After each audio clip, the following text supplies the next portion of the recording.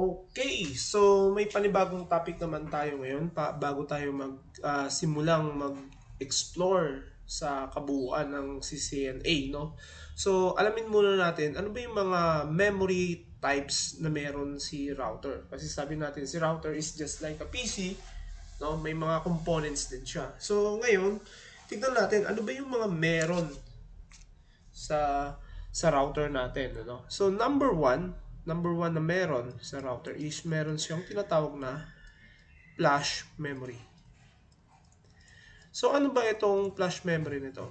Actually, itong flash memory na ito ay permanent storage ng Cisco IOS. Yung Cisco IOS, yan yung kanyang operating system. Okay? Yan ay operating system ng Cisco routers. Okay? Ano ang meron sa Cisco IOS na nasa flash? Yung Cisco IOS na nasa flash, yan ay naka-compress. Naka-compress siya in a .bin format. So basically, yung flash memory, iOS ang laman niya. Okay? So number 2, ano yung number 2 na components or memory na meron sa Cisco router? Meron siyang NBRAM or non-volatile random access memory. Sa NBRAM, ano ba ang meron dito? Ang laman ng NBRAM ay yung startup config.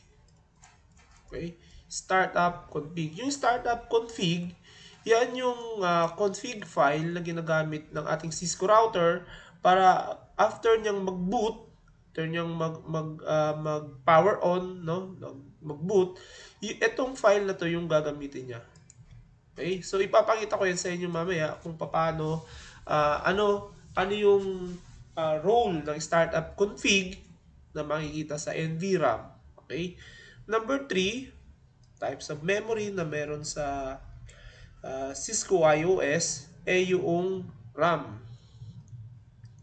or Random Access Memory.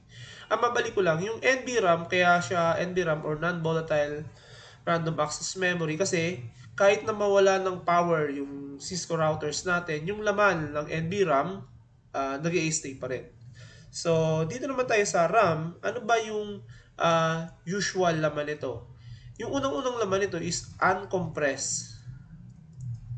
Uncompressed Cisco IOS.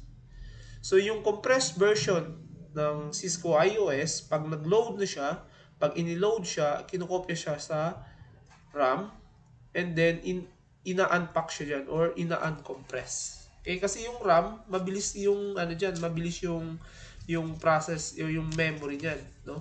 Kaya diyan nilalagay yung uncompressed version ng Cisco IOS. Ano pang laman nito, no? Maririnig mo yung ARP cache,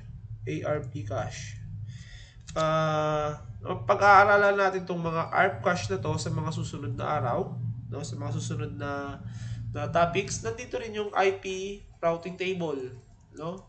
Yung routing table, yan yung kumbaga sa maps, yan yung listahan ng mga networks na alam puntahan ng isang router. So, may topic natin yan sa mga susunod na discussion. Ano ba yung routing table na yan? Okay? Tapos, nandito rin yung running config file. Running config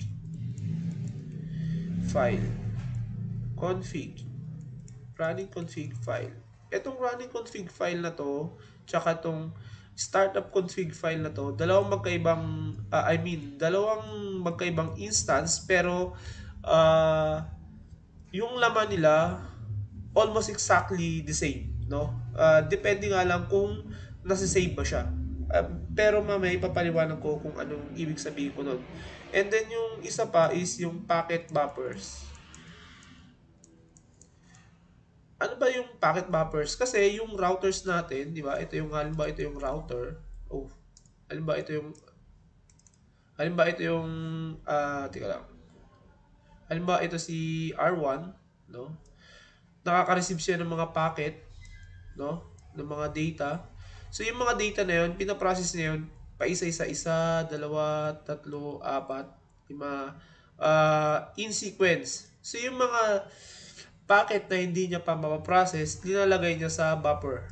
No? Doon niya na muna nilalagay yan, dito sa buffer na yan. So, una niya ipaprocess yung 1, yung unang packet na dumating sa kanya, ipaprocess niya. Yung 2, 3, and 4, and 5 nandito.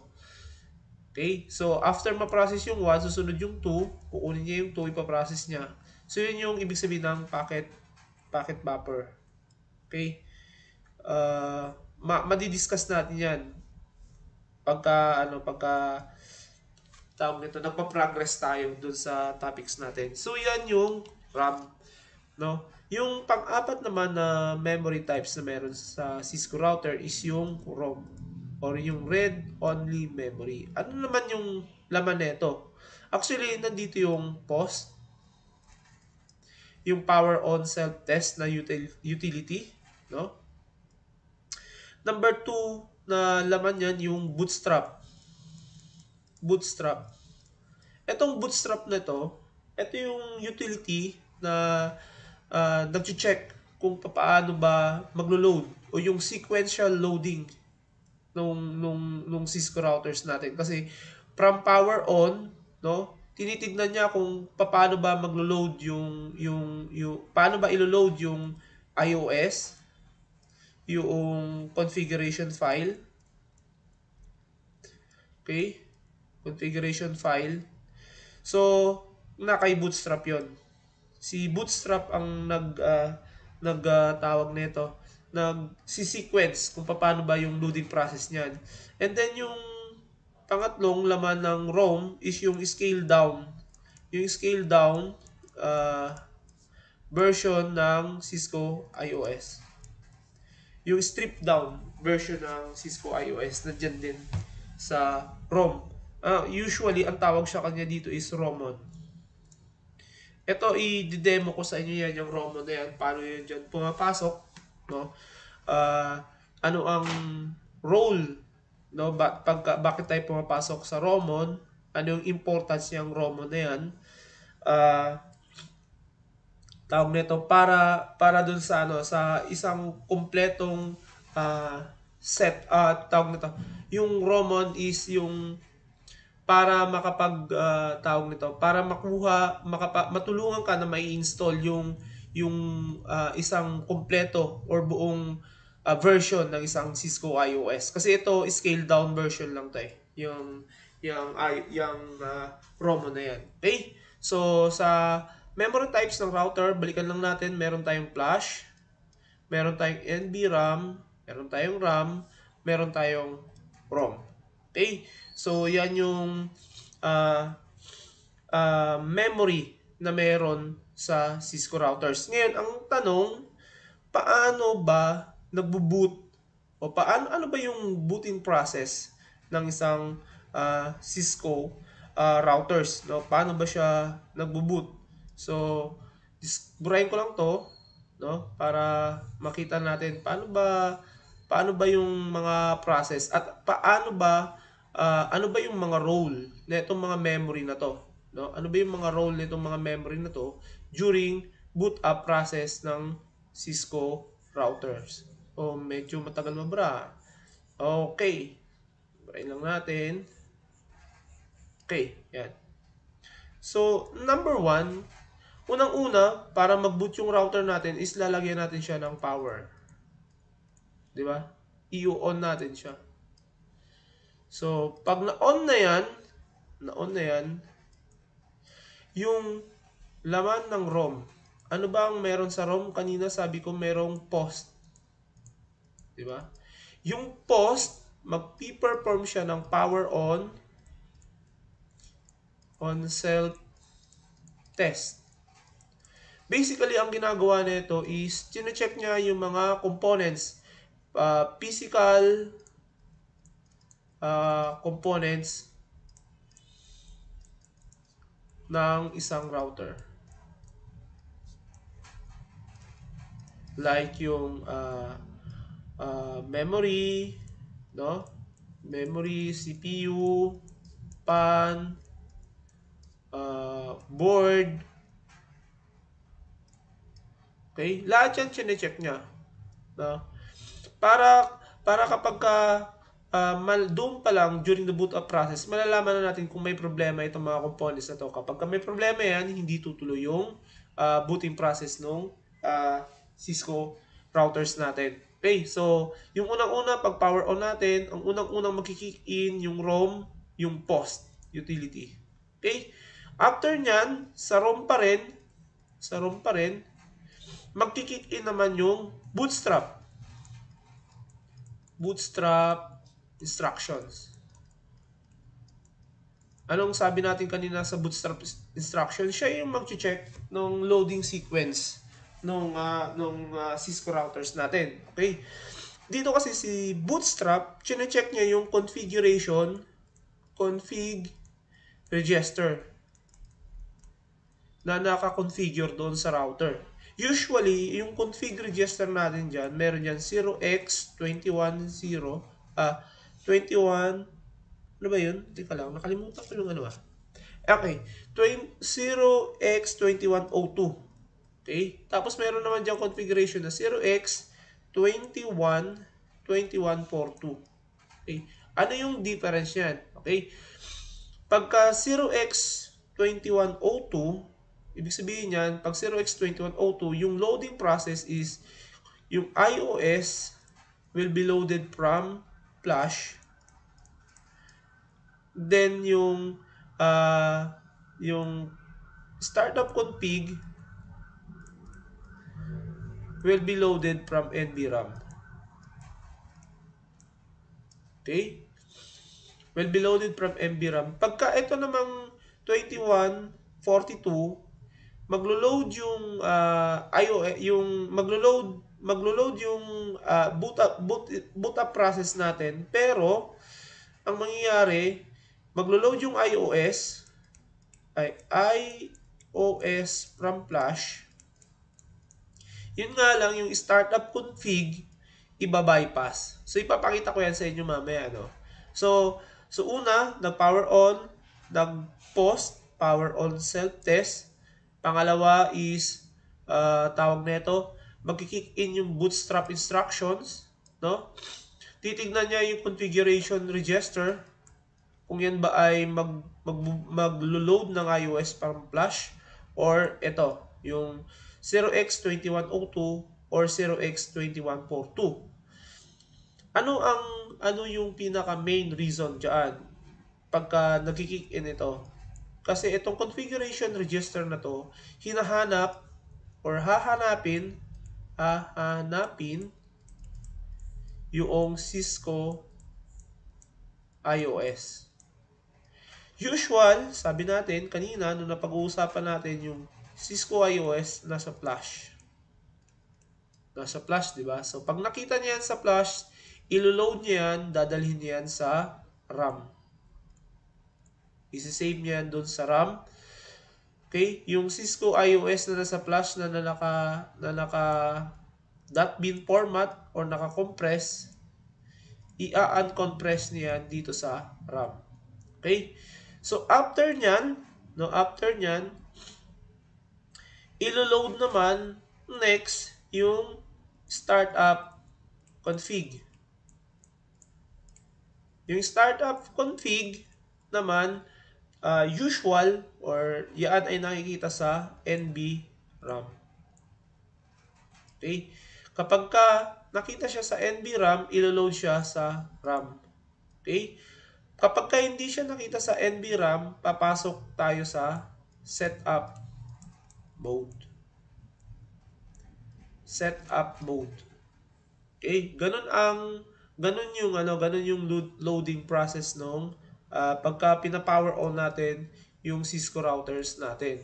So, ipakita ko lang sa inyo doon sa sa tawag nito. Lagyan ko lang siya ng parang ano ba tawag dito? Yung flow. No, lagyan lang natin siya ng flow. para mas ma-picture out nyo yung loading process nung yung summary. Okay? So in summary, ganito ang nangyayari diyan, So magpa-power on tayo. Power on the router, no? After ma-power on mo yung router, so sa ROM, diba, magki-kick in yung post or power on self-test. Sabi natin kanina, i-check niya yung mga hardware components ng router natin. Okay? Kung okay, dire-diretso. Kung hindi, titigil siya. Next, after nun, magki-kick in yung bootstrap. Okay? Sinasummary ko na lang yan, ha. Sa bootstrap, chine-check niya yung config register. No? Kung yan ba ay 0x2102 or kung yan ba ay 0x2142. After nyan, no, hahanapin niya na yung iOS. Kung 2102 yan, titignan niya yung iOS sa flash. Kasi usual, sabi natin kanina, pinag-uusapan natin yung flash, dyan talaga nilalagay yung iOS. No? Pag nakita niya sa flash, ilo-load niya yan sa RAM. Sa random access memory natin. Kaya lang, minsan, hindi nakikita sa flash. So, may iba pang pinaglalagyan ng Cisco iOS like yung TFTP server. No? So, dyan din, tinitignan yung flash kung meron. Pag nakita yan dyan, ilo-load pa rin yan sa RAM. No? Ilo-load pa rin yan sa RAM. Now, yung pinaka malala dyan, kung wala sa flash, no? Wala dito, 0, walang nakita, wala rin sa TFTP server, ang mangyayari sa'yo is, pupunta ka sa ROMon. Etong ROMon na to, i-discuss natin to. Papakita ko sa inyo kung paano i-load yung buong Cisco iOS using the ROMon mode. Okay? So, all in all, tatlo yung pinunta niya, no? Flash, TFTP server, and then yung pangatlo talaga is yung ROMon. So, pagka na-load na yung Cisco iOS, meron na siyang iOS, ang next na loading process niya is yung paghanap naman ng startup config, no? Hahanapin naman niya yung startup config. Startup config. Usual yung startup config nasa NBRAM yan. NBRAM. At pag nakita niya sa NBRAM, ilo-load niya yan sa RAM. Okay? Ilo-load niya sa RAM yung startup config. Ngayon, pag wala siyang makita sa NBRAM na startup config, ilalabas niya yung setup mode. Setup mode. No? Para ang gagawin mo doon sa setup mode, magko-configure ka doon ng, let's say, like router name, no? Router name, IP, ganun, ano? Para yung mga yan yung magiging running configuration na dadalhin sa RAM, na isi-save o papasok sa RAM, para yun yung magiging panimulang config ng router mo. So, ganun lang yung loading process nung Cisco router natin, no? From post, no? Yung ROM yung pinakabida diyan. Then yung bootstrap nag-kick in, no? Tinignan yung configuration register kung 2102 or 2142, no? And then ilo-load yung flash, yung Cisco iOS, titignan muna sa flash kung meron. Kapag wala siyang nakita, pupunta siya sa TFTP server. Kapag wala siyang nakita, bubuksan yung ROMon mode. Itong ROMon mode na ito yung scale down version ng Cisco iOS o mini Cisco iOS yung ROMon. Okay? Pero kapag kaya na nakita, pero doon sa una palang search niya, nakita niya na iOS sa flash, dadalhin niya na kagad yun sa RAM. Okay? Yung RAM yung magiging center nung paglalagay ng mga files, no, iOS, and then yung startup config, no. So after na ma-load yung iOS sa RAM, susunod naman din naman yung pag-loading process ng startup config na usual nakikita sa NVRAM. Pero kasi kapag wala sa NVRAM yung configuration, yung startup config, wala yan sa NVRAM, ibubukas sa'yo or ibibigay sa'yo yung setup mode ng router. Okay? Magsi-setup tayo doon ng configuration at yung configuration na naman si-setup natin, ilo-load naman yon sa RAM. So, ganun yung boot up process ng router natin. And after nyan, kapag nakapag-boot na yung router natin, makikita natin yung ganito. Ito yung user mode. Okay? So, sa next na video, ipapakita ko sa inyo yung difference, no? Ito, yung startup config na yan at itong running config, no? Yung running config. Ano ba yung difference ng dalawang yan? Startup config and running config. Ang startup config nakasave sa NVRAM, yung running config nasa RAM. Okay? So, hanggang dyan na lang muna. At sa susunod is ipapakita ko sa inyo kung anong ibig sabihin yan. And then, yung ROMON. Ito. No? Ano ba ang nangyayari sa ROMON? Ano ba ang nangyayari doon sa router kapag nasa ROMON mode? Paano ba natin maloload yung full version ng Cisco iOS gamit yung ROMON? Okay? So, hanggang dito na lang muna. I hope na may naintindihan kayo kahit medyo magulo yung sulat ko. Kung may naintindihan at may natutunan, tulad ng lagi kong paalala, okay, mag-subscribe, mag-like, at i-share yung video ko. Okay? So, thank you. Hanggang sa susunod ulit.